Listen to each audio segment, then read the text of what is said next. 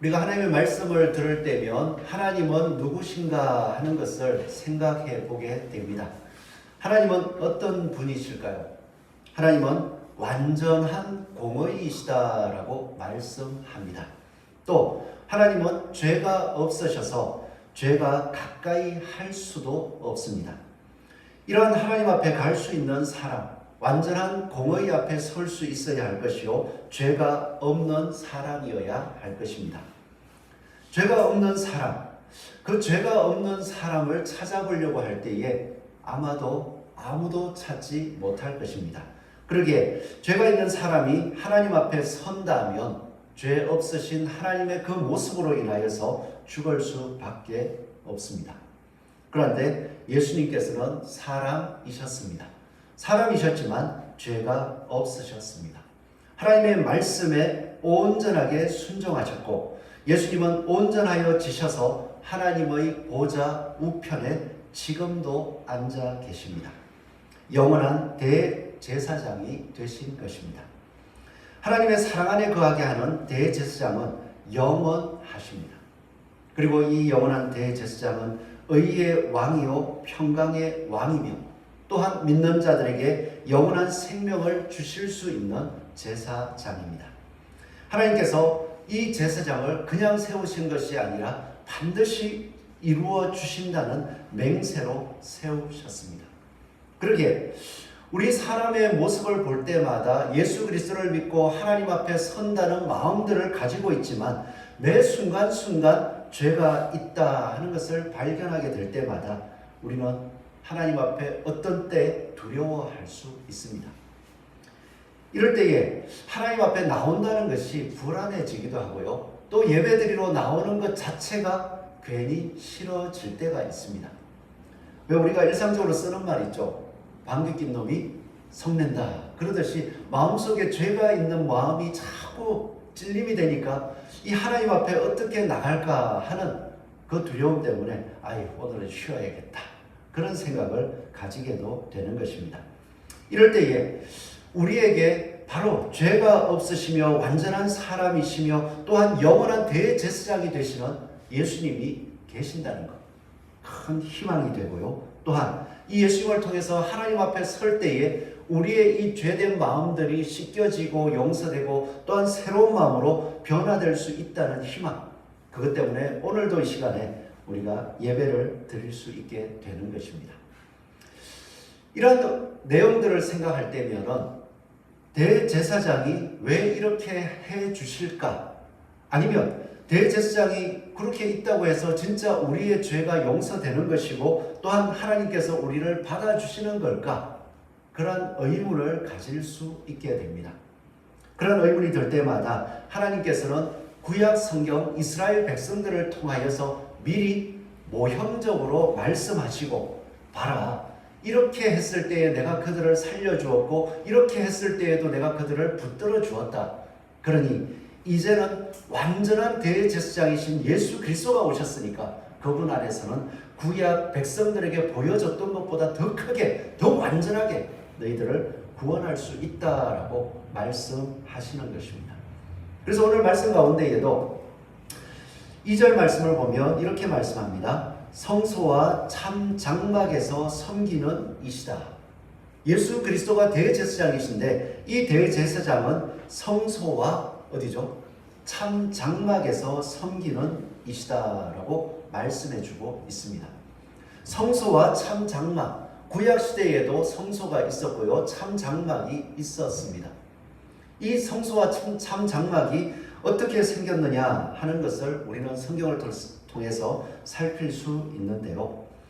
하나님께서 사람들에게 자신을 나타내신 특별한 경우가 있었습니다. 성경을 보면 일반적으로 하나님이 자신을 드러낸다 할 때는 특별히 사랑하는 사람들 한 사람 한 사람에게 개개인적으로 보여주셨습니다. 아브라함에게도 그 수많은 사람들이 있는 가운데에 하나님께서 직접 아브라함에게 말씀하시고 너는 내게 지시하는 땅으로 가라라고 아브라함이 들었던 거예요. 또 사도 바울이 예수 그리스도를 핍박하며 다메섹 도상에서 믿는 자들을 붙잡기 위해서 달려갈 때에도 하나님께서 예수 그리스도께서 말씀하셨습니다. 사울아, 사울아, 네가 왜 나를 핍박하느냐? 나는 내가 핍박하는 예수라 하는 말씀을 전해 주셨습니다. 그런데 그 말씀을 들을 때에 사울 혼자만 있었던 것이 아니라 주변에 사울과 같이 예수 그리스도를 믿는 자들을 붙잡으러 가는 사람들도 함께 있었습니다. 그런데 그들은 사울이 들었던 예수님의 음성을 듣지 못했습니다.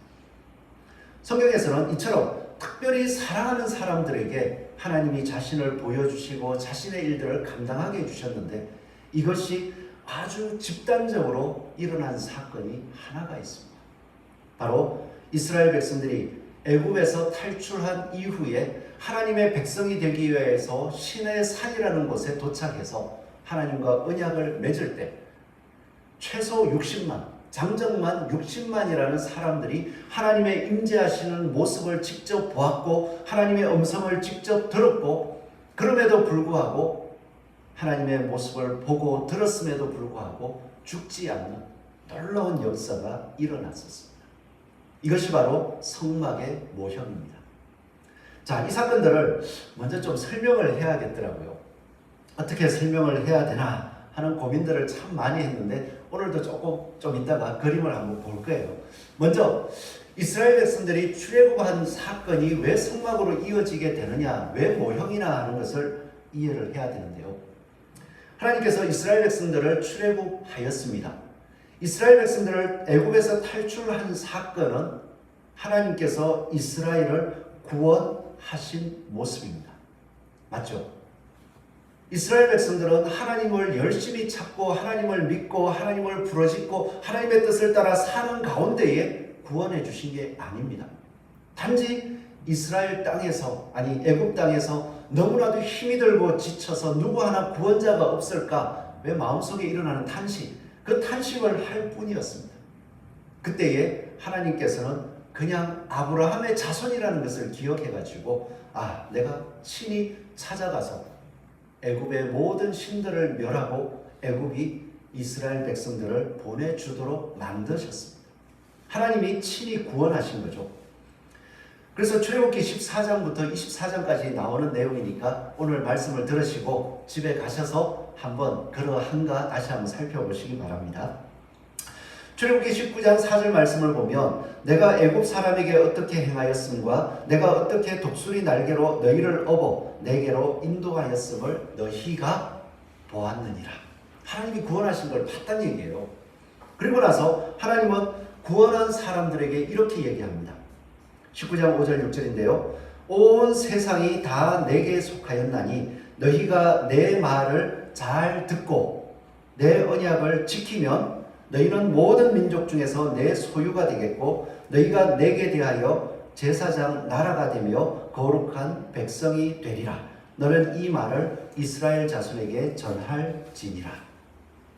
하나님께서 구원해 주시고 나서 어떻게 보면 지금 하나님 보시기에는 뭐 하나 할 수 없는 너무나도 초라한 존재인데 그들과 약속을 합니다. 너희가 내 말을 잘 듣고 내 언약을 지키면 너희는 제사장 나라가 하나님을 섬기는 제사장 나라가 될 것이며 거룩한 백성이 되게 해주겠다. 믿어지십니까? 내 존재 자체를 보면 아무것도 아닌데 애굽에서 이스라엘을 구원하신 하나님, 이스라엘을 애굽보다 더 강하게 만들어 주실 수 있는 하나님이 너 제사장 되게 해줄게. 그리고 너는 거룩한 백성이 되도록 내가 인도해 줄게. 그렇게 말씀하실 때에 이스라엘 백성들 듣고요. 너무 좋았어요. 그래서 응답합니다. 제가 순종하겠습니다. 받아들이겠습니다. 그렇게 받아들인다는 고백을 하고 나자 이제 너희들 모세가 이야기합니다. 하나님을 만나기 위해서 몸을 깨끗이 씻어라. 몸을 정결하게 해라. 그렇게 해서 몸을 씻고 준비합니다.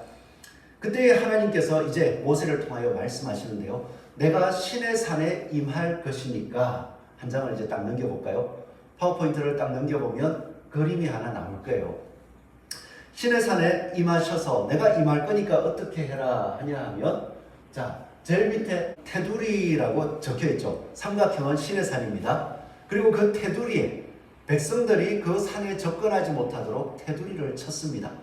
왜냐하면 하나님이 임하신 곳은 거룩하기 때문에 부정한 몸으로 들어가면 죽게 될 것이기 때문에 하나님이 죄인들을 사랑하기 위해서 테두리를 친 것입니다.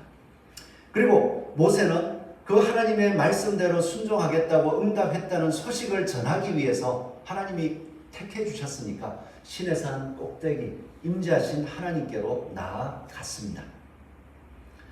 그리고 시내산 꼭대기로 모세가 올라가고 나서요, 하나님께서 말씀하시기를 이스라엘 백성 가운데에 앞으로 제사장으로 세울 아론과 그의 자녀들, 그리고 대표되는 70인의 장로들을 데리고 하나님의 산 중간으로 나아와라.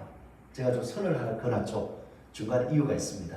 그 산 밑에서 모여서 음식을 먹고 하나님 앞에서 진짜 감사합니다 하면서 교제하는 시간을 가지게 되는데요. 이때의 모습을 이렇게 기록해 놓고 있습니다. 출애굽기 24장 9절의 말씀인데요. 모세와 아론과 나답과 아비후와 이스라엘 장로 70인이 올라가서 이스라엘의 하나님을 뭐 했습니까? 하나님을 보니라고 해놨더라고요. 하나님을 보니 그의 발 아래는 천국을 편듯하고 하늘같이 청명하더라. 하나님을 봤는데 하나님께서 공격하지 않으셨어요. 받아주셨어요. 11절 말씀에 하나님이 이스라엘 자손들의 존귀한 자들에게 손을 대지 아니하셨고 그들은 하나님을 뵙고 먹고 마셨더라 라고 말씀하더라고요. 이 장면이 시내산에 임재하신 하나님과 그리고 그 중간 하나님 앞에 아주 가까이 가지는 못하고 모세만 갔어요. 그 중간쯤에 아론과 그의 자녀들 70인의 장로들이 하나님을 보면서 먹고 마셨더라. 그 장면이 중간에 장로들이 식사했다. 그리고 테두리가 쳐지고 그 테두리에 가까이 나오지 못하게 하는 모습. 이거는 실제로 있었던 사건입니다. 야, 하나님께서 우리에게 직접 나타나셨는데 그 목소리만 들어도 겁이 나서 두려워 죽을 것만 같은데 우리를 죽이지 않으셨어요. 우리가 하나님을 보고도 살아남은 어떻게 보면 유일한 백성이에요. 제사장 나라로서 세워주신다고 하신 약속이 진짜 우리에게 이루어질 수 있어. 저 하나님이 우리와 함께 하신다면 우리는 영원히 살아나갈 수 있어. 하나님과 함께 할 수 있으라는 소망이 생겼습니다. 그런데요, 시내산을 이제 떠나가면 어떻게 되죠? 하나님이 함께 하시지 않는 것 아닌가요? 시내산에서는 너무나도 휘황찬란한 모습들, 너무나도 두려운 모습들, 진짜 기적과 같은 그 하나님의 음성을 직접 들었는데 이제 이 시내산을 떠나면 하나님이 함께 하시는 것을 어떻게 알 수 있을까요? 뭔가 믿을 거리가 있어야 되잖아요. 그래서 하나님께서는 시내산에서 지금 이 하나님의 음성을 듣고도 살았던 장면 그대로를 성막으로 만들라라고 지시하십니다. 그래서 파워포인트 한 장을 더 넘겨보시면은 이 시내산의 언약의 장면이 성소로 그대로 모형처럼 만들어졌다는 것을 알 수 있습니다. 자, 성막을 보시면은 지난번에 그림이 혹시 기억나시나요? 혹시 안 되시면 인터넷으로 성막이라고 치시면 모형도가 잘 나와 있으니까요. 제일 바깥쪽에 성막에는 테두리가 있습니다. 시내산에서 테두리 친 것 상상이 되시죠? 함부로 못 들어갑니다. 저분은 아론과 70인의 장로처럼 제사장으로 택해졌던 레위인들만 들어갈 수 있었습니다. 자, 레위인들이 들어가는데 하나님을 바라보며 음식을 먹고 마셨더라 했잖아요. 바로 성소입니다.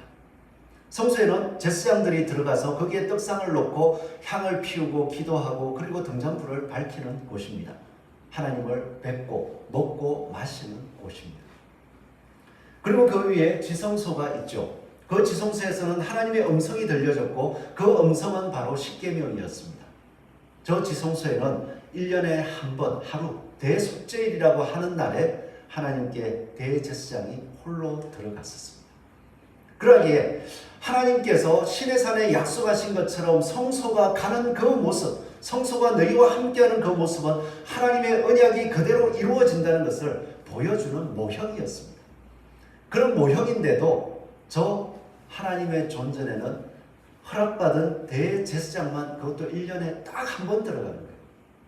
그렇게 한 번 들어가도 하나님께서는 그 죄를 속해 주시고 이스라엘 백성들과 함께 하시며 약속대로 그들을 돌보시고 보호해 주셨습니다. 하나님께서 진짜 그러신 것 같나요? 구약 성경을 읽어보십시오. 구약 성경을 읽어보면 하나님은 한치도 어김없이 이때 맺었던 언약대로 이스라엘 백성들을 대해 주셨습니다.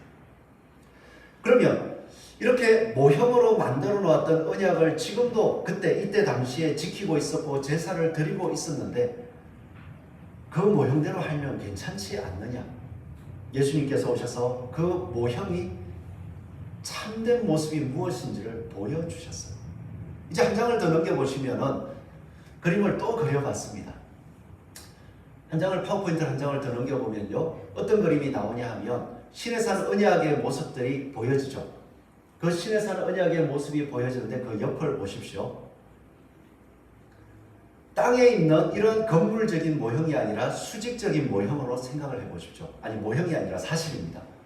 예수님께서는 하늘 보좌 우편에 앉으셨습니다. 그곳은 하나님이 계신 곳, 죄가 없는 곳, 영원한 생명이 있는 곳이요. 그곳에 바로 예수 그리스도께서 들어가셨습니다. 성소에 들어가십니다.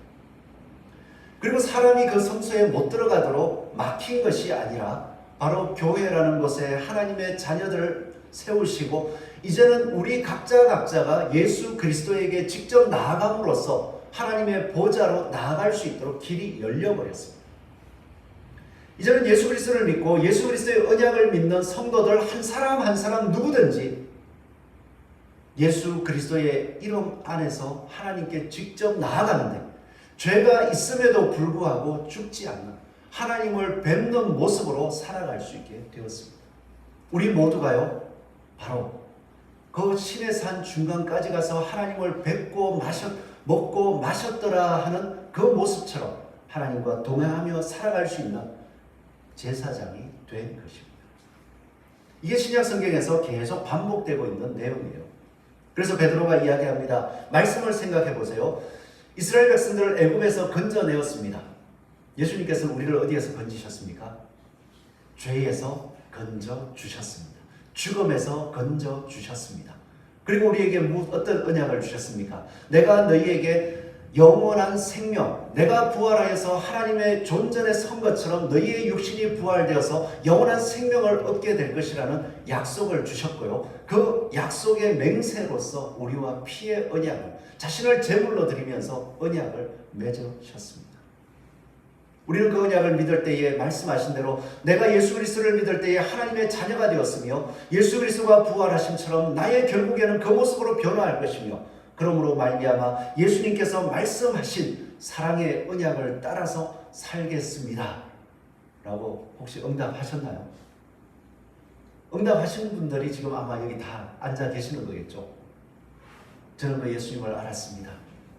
예수님을 하나님의 아들이시오 나의 구주로 저는 받아들였습니다. 그리고 그분이 말씀하신 대로 그분의 모습처럼 변할 줄 믿습니다. 그러기에 지금 이 시간 나의 모습이 여전히 부족하고 연약한 모습이 있지만 예수 그리스도께서 이 모든 것을 씻으시고 하늘 보좌 우편에서 그 모든 짐들을 짊어지시고 하나님 앞에 기도하시며 우리를 올바로 세워주시고 우리를 붙들어 주신다는 것을 믿고 말씀을 따라 실수하고 넘어지더라도 계속 전진하겠습니다. 이 고백이 이어지고 있잖아요. 그럴 때에 오늘의 말씀처럼 우리는 참 성소 안에서 영원함으로 누구나 나갈 수 있게 되었습니다. 그래서 우리 기독교에서는요, 목회자에게 참회 기도를 해야 된다 이런 이야기를 하지 않습니다. 개인적으로 하나님 앞에 실수하고 범죄한 것들 예수 그리스도 안에서 하나님께 직접 나아갈 수 있습니다. 직접 나아가서 마음에 진짜 죄 속함을 얻고요. 그리고 그것이 다른 사람에게 잘못된 것이라면 내가 실수한 것이라면 찾아가서 용서를 구할 수 있는 힘을 얻게 됩니다. 이 부분을 우리가 많이 오해했습니다. 하나님께 용서받으면 지금까지 지었던 죄들은 끝난 거야 라고 생각하고는요, 자신이 다른 사람에게 피해를 줬던 것들 전혀 생각하지 않을 때도 있어요. 맞습니까? 성경은 그렇게 말하지 않습니다. 구약에서도요, 하나님께 범죄하거나 하나님의 말씀을 어겼을 때에는 하나님 앞에 속죄 제물을 드리기도 했지만 그 사람을 찾아가거나 아니면 해를 끼친 것에 대해서 뭔가를 보태어 가지고 미안하다라고 하면서 사죄하도록 말씀해 주신 것입니다. 우리에게 사람에게 잘못했을 때의 용서를 구하거나 이 모습들이 참 힘들더라고요. 왜냐하면 뭔가 내가 바르게 했는 줄 알고 했는데 그게 실수로 드러났을 때의 용서를 빈다는 것이 되게 자존심이 상해요. 그런데 하나님 앞에 그 영원한 제사장 앞에 그 모습을 들고 나아가서 하나님께서 나를 보실 때에 죽을 수밖에 없는 존재임을 발견하고 그 존재 가운데서 내가 이 모습을 실수했구나 하는 것을 깨닫게 되었을 때요, 다른 사람 앞에 미안하다, 용서해달라는 고백을 할 수 있는 힘이 생깁니다. 누구 때문에요? 내 자존심이 아니라 하나님 앞에 나의 존재를 알고 내가 받아들여진 그 놀라운 용서의 은혜를 알기 때문에 알 수 있는 것입니다. 이렇게 말하지만 저도 잘 안 됩니다. 참 되게 조심스럽고 되게 그렇게 말하기가 어려울 때도 있습니다. 그렇지만 우리가 이것을 믿으시기 바랍니다. 하나님께 용서함을 받으셨습니까? 그 모습을 깊이 생각할 때에 우리 주변의 사람들에게 하나님 앞에 내가 이것이 잘못되었고 그것을 용서해 주셨었기에 내가 너에게도 실수한 것을 알았다 고백할 수 있는 거예요. 종종 용기 있는 분들을 만나게 되거든요. 예전에 어떤 일들을 이렇게 겪고 나서 그 마음에 되게 남아있어요. 당한 자로서도 그게 참 마음이 아프더라고요. 그런데 이제 결혼식장을 가서 그분을 얼굴을 보게 됐습니다. 얼굴을 보게 됐는데 그분이 보시면서 너무 이제 본인이 한 게 있으니까 미안해 하시면서 진짜 어쩌할 줄을 모르더라고요.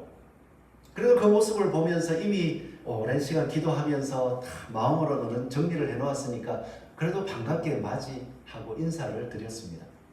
그랬더니 그분이 진짜 너무 미안해 하면서 울면서 이제 그렇게 또 그때 되게 미안함을 표현하시더라고요. 그래서 그때 이렇게 서로 그 다음에 또 얼굴도 볼 수 있고 또 가끔 찾아오시기도 하시고 좋은 관계를 또 이어가기는 해요. 우리의 삶 속에 예수 그리스도께서 영원한 대제사장이 되어주신다는 것, 이거를 꼭 가슴에 새기시기 바랍니다. 우리는 모형을 보는 게 아니에요. 예수님께서 이미 올라가셨습니다.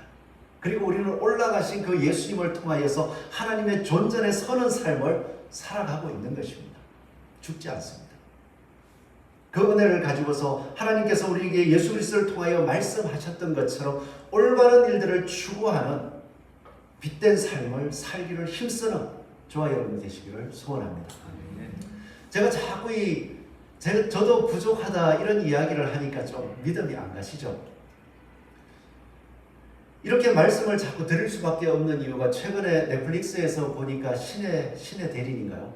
하여튼 그 내용들이 자꾸 이슈가 되던데 대체적으로 이것만 기억하시면 돼요. 예수 그리스도 이후에 보혜사가 오는데 보혜사가 자기다 하면서 뭔가 예수님 이외에 예수님이 이제 이미 가셨으니까 그 대를 잇는 게 나다라고 하면 다 가짜다 생각하시면 돼요. 성경에 어떤 말을 갖다 붙여도 다 가짜입니다. 단 한 가지 우리가 볼 수 있는 것은 예수님만 완전합니다. 그리고 예수님을 쫓아가는 사람은 완전하지 않아요. 다 죽습니다. 아무리 이단적인 사상을 가지고서 자기가 예수 그리스도를 잇는 보혜사다, 성령이다, 신의 대리이다 라고 얘기해도 다 죽습니다. 죽고 나서 예수님처럼 부활하셔서 자기가 생명을 주는 자인 것을 증거할 수 없습니다. 그러니까 자꾸 뭔가 능력이 있다, 사람들이 많이 쫓아다니는데 그 사람이 예수님을 잇는 사람이다 그런 얘기하면 무슨 말을 해도 그냥 한 귀로 듣고 한 귀로 흘리셔도 괜찮습니다. 제가 그런 말 많이 하거든요. 근데 아직 안 죽고 잘 살아 있습니다. 우리는 단 한 가지 성경을 통해서 예수님이 영원한 제사장이요 우리에게 영원한 생명을 주실 수 있는 분이요 나는 그분을 믿기 때문에 그분이 말씀하신 사랑의 이 땅에서 보여주신 그 사랑의 삶을 살아가려고 노력할 뿐이에요. 너도 실수하잖아. 맞습니다. 실수합니다. 그러기에 저는 불완전하기에 다른 사람이 실수한 것을 삶으로서 받아줄 수 있습니다. 물론 마음은 아프지만. 그리고 그것을 끝까지 이루어내려고 매 순간 선택하는 거예요. 하나님을 선택할 거냐? 내 감정을 선택할 거냐? 선택했다가 넘어졌다가 또다시 일어서고, 그래서 삶이 단단해지는 것. 그게 우리 성도의 삶입니다. 힘드신 일 많이 있으시잖아요. 이 히브리서에서 그렇게 해서 이 말씀이 나온 거니까 우리가 힘드실 때 예수 그리스도를 생각하고 말씀을 선택해 보십시오. 현장의 히브리서가 됩니다. 우리 그 삶을 좀 살아보자고요. 지금 이 시대에 왜 예수 그리스도의 말씀이 보여지지 않습니까? 히브리서가 기록되었던 것처럼 예수 그리스도를 의심하였던 그 사람들이 믿음으로 서게 하기 위해서 그 삶을 선택하고 살아가는 사람, 너희가 그렇게 큰 은혜를 받았음에도 불구하고 지금 그렇게 의심하고 흔들릴 수 있느냐? 에이 고약한 놈들이라고 하면서 도리어 성을 내고 화를 내고 내가 너희들은 다시는 안 보겠다 이랬다면 히브리서가 기록될 수가 없었겠죠. 쓰러지고 넘어지는 모습을 보면서도 나도 과거에 그러했고 지금도 종종 유혹을 받을 때가 있지만 예수 그리스도를 선택했을 때 하나님께서 나에게 은혜를 주시고 이 길을 갈 수 있는 힘을 주셨어. 그러기에 그 예수님을 내가 다시 한번 너희들에게 이렇게 어떻게 보면 딱딱한 말씀으로 다시 한번 내가 세워줄게. 그랬더니 지쳤다가 이 말씀을 보니 그래 영원한 대제사장이 계시는구나. 누구를 위해서 계십니까? 예수님은 멋쟁이시긴 한데 대제사장이고 하여튼 너무나도 위대하고 아름다운 분인데 그분이 나를 쳐다봐라 이러고 계실까요? 오늘 말씀을 보십시오. 이 말씀이 이번 주 이렇게 말씀들을 묵상하는 가운데 너무 가슴에 와닿는 거예요. 2절 말씀을 보시면 자 1절부터 같이 한번 읽어볼게요. 1절 2절 같이 한번 읽어보겠습니다. 시작. 지금 우리가 말을 요청은 이러한 대제사장이 우리에게 있다는 것이라. 그는 하늘에서 지극히 크신 보좌 우편에 앉으셨으니 성소와 참 장막에서 섬기는 이시라. 이 장막은 주께서 세우신 것이요 사람이 세운 것이 아니니라. 이 말씀 중에서 성소와 참 장막에서 뭐 하고 있습니까? 섬기시고 성소와 참 장막에서 나를 보고 나를 경배해라 나를 따르라가 아니라 온전한 곳에 계신 그분께서 그 온전한 곳에서 자기를 따르는 성도들의 짐을 지고 섬기신다. 그 성도들이 하나님 앞으로 나아올 때에 하나님께서 보실 때는 여전히 죄인이요 부족한 모습이 있지만 그 중간에 서서 하나님 나의 이 십자가의 피, 이 손바닥을 보십시오. 내 옆구리를 보십시오. 내가 이들의 모든 죄를 씻어내고 영원한 생명을 주기 위해서 이 자리에 섰습니다. 그 순간 우리가 하나님의 보좌 앞에 하나님 앞에 기도하러 나아갔을 때에 우리의 연약함을 하나님께서는 예수 그리스도를 통해 보시고 그렇지 예수 안에서 너희들을 온전하게 해준다고 했었지. 내가 너에게 힘을 준다. 내가 너를 받아준다. 그렇게 말씀해 주신다는 거예요. 예수님께서는 모든 일을 끝내시고 쉬시는 것 같은데 섬기시고 계시더라고요. 예수님은 지금도 우리를 섬겨주십니다. 그 모습을 생각할 때마다 힘이 나더라고요. 나의 나된 것이 어떻게 이렇게 될 수 있었을까 그 생각을 종종 해봅니다. 지금에 와서 이렇게 과거를 종종 돌아보는데요. 저도 좀 미련할 때가 있었어요. 신앙생활을 하면서. 젊은 시기, 청년의 시기에 불같이 뜨거웠을 때에 진짜 이단에서 이야기하는 어떤 영성들 그런 걸 추구하면서 미친 듯이 살았습니다. 밤 11시만 되면 산에 가서 기도하고 새벽 2시까지 그냥 기도만 하다가 아침에 내려와서 또 생활하고 성경 보고 틈만 나면 기도하러 가고 그리고 열심히 또 일도 하고 하여간 자세한 건 말씀을 다 드리긴 어렵고 진짜 열심히 살았어요.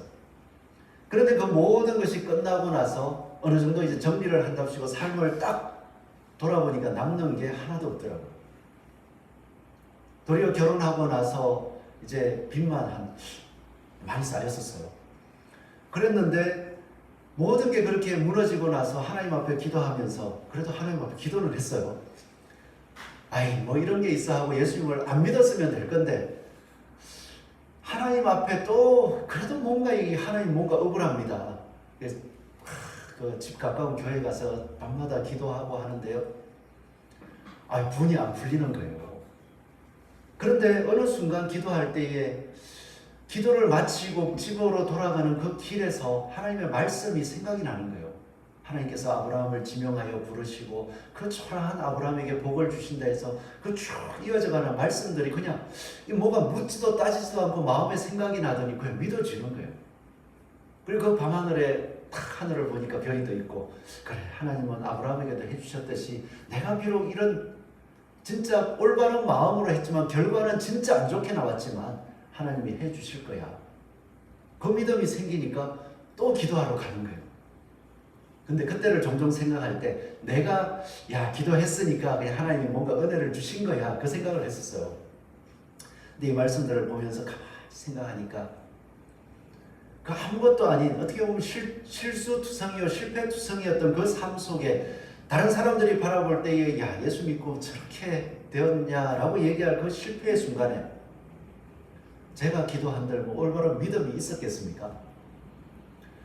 예수님께서 그 보좌 우편에서 영원한 생명으로 이끌기 위해 섬기시고 그 말씀이 생각나도록 어떻게 보면 말씀하셔서 그게 또 믿어지게 되니까 또 새 걸음을 뗄 수 있었잖아요.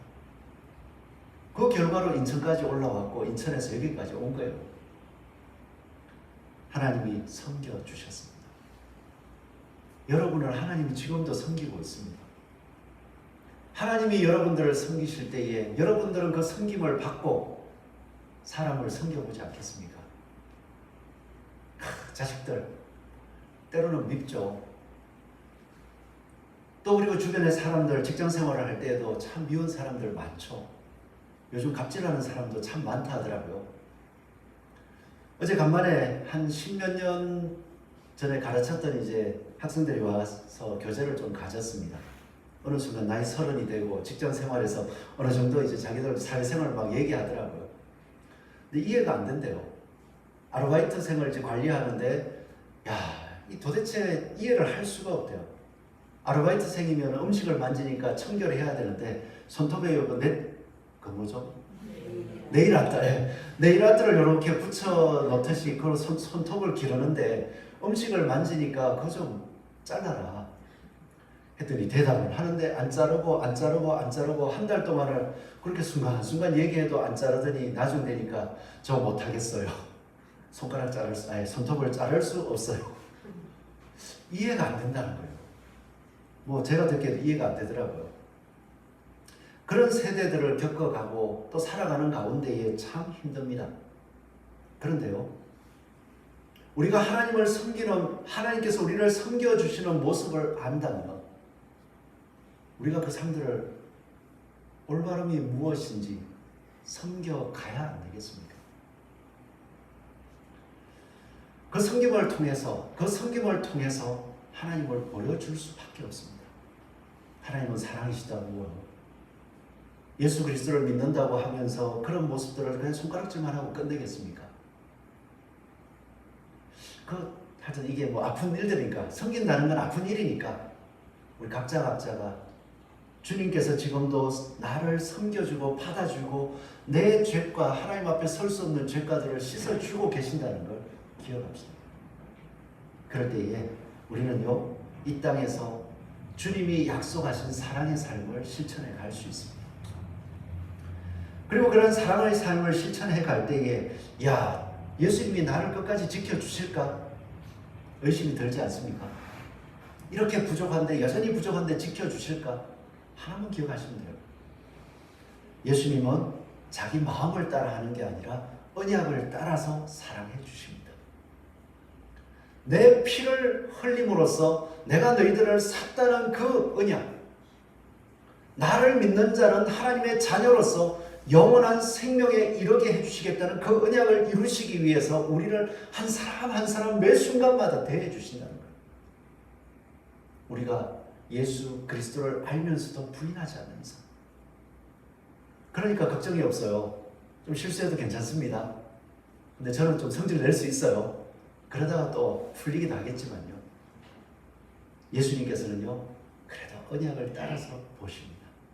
오늘 이 자리에 오신 모든 분들을 그 언약 안에서 바라보시면서 가난한 사람이든 부한 사람이든 잘난 사람이든 못한 사람이든 잘났네 못났네 그것이 아니라 내 언약 안에 있구나 하고 봐주신다는 거예요.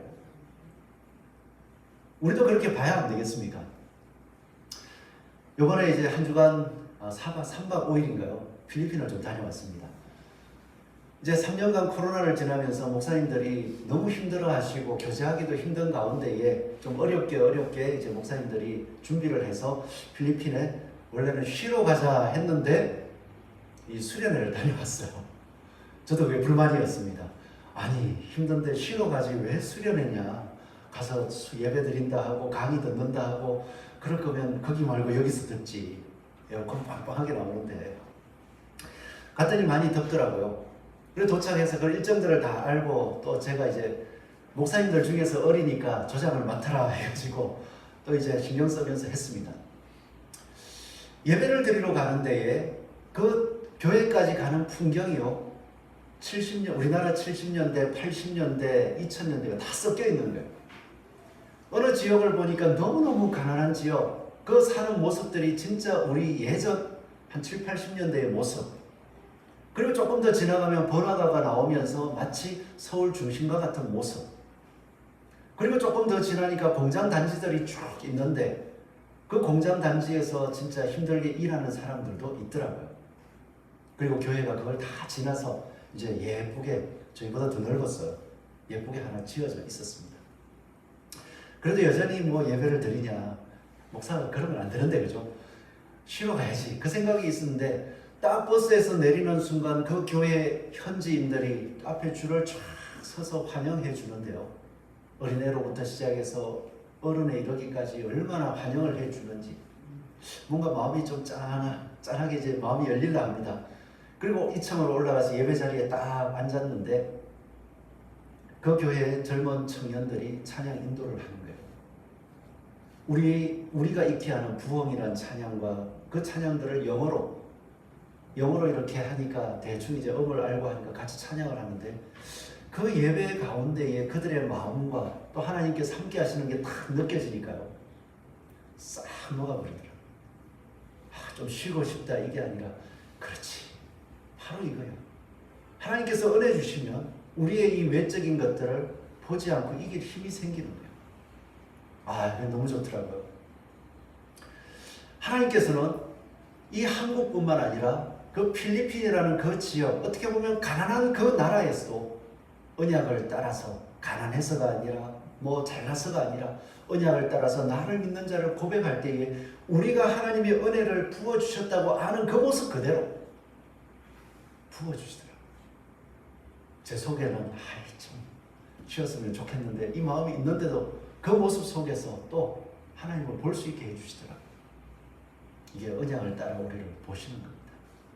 그 모습을 보면서 참 마음에 위로도 받았지만 한편으로는 도전도 받은 것이 집사람이 영어도 못하고 필리핀어도 못하는데 강의를 듣다가 그래 이 뭐 사모들은 뭐 굳이 안 들어도 되겠다 하고 집사람 보고 내려가서 쉬어라. 그때 내려가서 거기 있는 필리핀 애들하고 놀더라고요. 놀면서 대도 않는 말로 한 달씩 이제 끊어가면서 막 얘기하다가 나중에 이제 저를 부르러 왔어요. 왜 왔냐 하니까 이제 조금 뭐 의사소통이 조금 됐는지 남편을 보고 싶다 했는지 이제 가서 저는 당황스러워가지고 말이 한마디도 안 나오는 거예요. 그래서 대충 뭐 이렇게 하다가 그냥 사진만 찍고 헤어졌는데 그들이 왜 교회를 다니는가 했더니 형편이 너무 어렵습니다. 누구 하나 돌봐줄 여력이 없는 거예요. 그러다 보니 교회가 선교를 하고 헌금을 해서 교회를 세우고 그들을 돌봐주고 또 직업을 가질 수 있도록 도와주다 보니까 교회는 자신들을 진짜 세워주는 곳입니다. 어떻게 보면 신분이 상승할 수 있는 기회를 주는 곳입니다. 그러니까 예수님이 너무 좋은 거예요. 와서 그냥 교회 오는 사람들 반갑게 맞이하고 자기들의 모습을 그대로 보여주고 같이 나누는 거예요. 그 모습을 보면서 저희들도 우리도 옛날엔 그랬지. 그런데 지금은 뭐 워낙 또 많이 주다 보니까 뭘 줘도 기뻐하지도 않아요. 도리어 이거 주냐 이러는 형편이잖아요. 그러다 보니까 주는 것으로 채워줄 수 없는 마음의 공허함, 비교하면서 저 사람이 더 가졌다 더 가졌다 더 가졌다 하면서 풍요 속에 빈곤을 느끼면 가지고 있으면서 박탈감을 가지고 도리어 삶의 의미를 잃어버리잖아요. 우리가요 언약을 따라 살아갈 때 이제 준비해야 될 것은 바로 이러한 삶 속의 참된 인격입니다. 이러한 삶 속에서 있는 것 없는 것을 떠나서 예수 그리스도를 바라보고 그 마음으로 섬겨갈 수 있는 삶. 단순히 누가 예수 믿었다가 아니라 예수 믿는 믿음의 길들을 걸어가는데 수많은 어려움이 있었지만 이 히브리서의 저자처럼 예수 그리스도를 바라보자.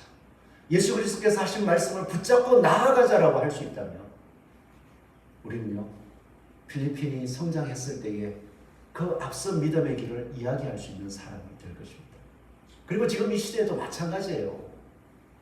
있다 없다의 눈을 보지 마시고 우리가 걸어가는 걸음을 예수님께서 말씀하신 그 사랑의 언약을 따라서 보여주는 성품으로 자라가고 있느냐. 삶이 공허하냐? 아니다. 그 사랑의 언약 속에 살아갈 때에 우리는 참된 기쁨을 가질 수 있다는 걸 말할 수 있는 저와 여러분이 되시기를 소원합니다. 그렇게 갈 수 있는 누가 있습니까? 대제사장이신 예수님이 계십니다. 예수님 안에서 믿음의 성숙을 드러낼 수 있는 저와 여러분 되시기를 축원합니다.